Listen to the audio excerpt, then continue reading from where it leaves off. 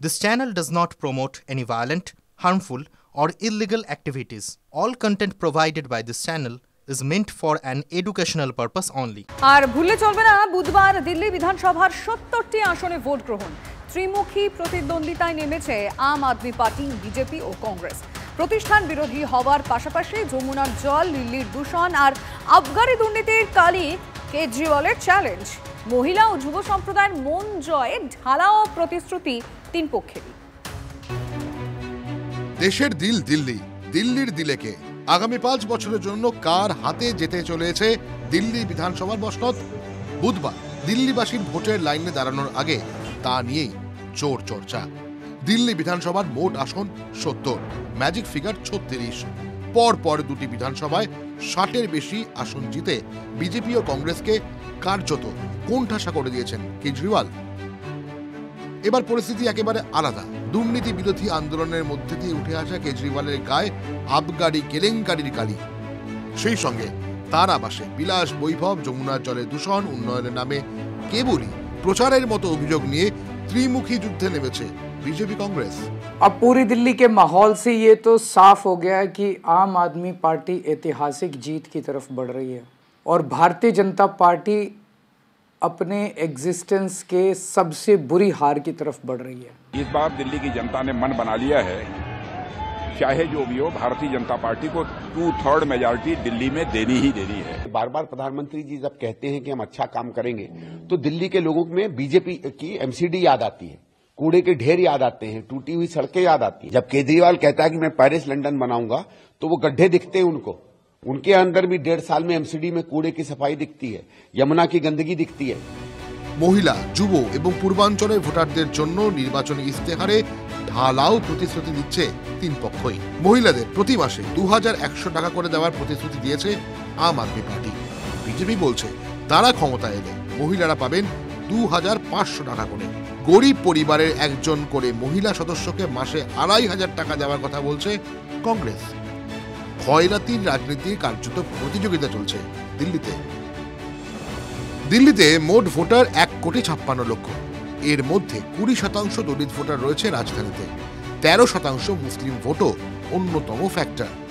দিল্লির সব বিধানসভা মিলিয়ে মধ্যবিত্ত ভোটার আছেন প্রায় 40%। কেন্দ্রীয় বাজেটে 12 লক্ষ টাকা আয় পর্যন্ত কর ছাড়ের ঘোষণার পরে তাদের মন কোন দিকে ঘোরে সেটাও দেখার বিষয়।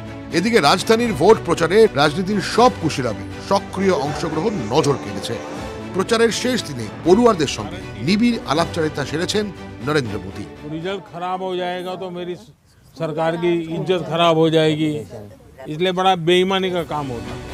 অমিত শাহ, রাজনাথ সিং থেকে প্রিয়াঙ্কা গান্ধী পথে নেমেছেন সকলেই।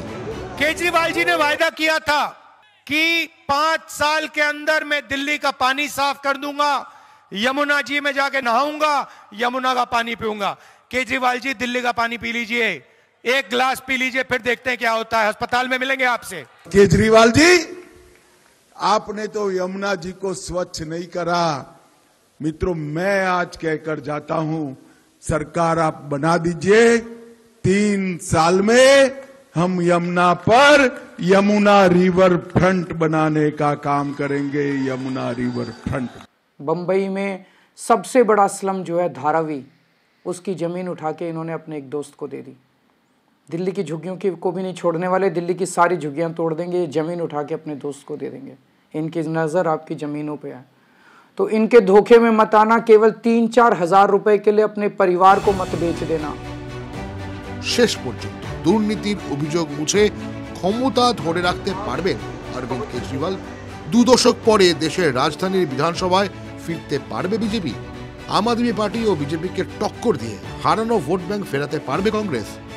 উত্তর 8ই February. Bureau report, TV9 Bangla. উত্তর 24 পরগনার ছোট জাগুলিয়ার মালিপুকুরে অজ্ঞাত পরিচয় যুবকের গলাকাটা দেহ উদ্ধার হয়েছে। মালিপুকুরের বাজিতপুরে চাষের জমি থেকে মুন্ডবিহীন দেহ উদ্ধার ঘিরে প্রবল চাঞ্চল্য।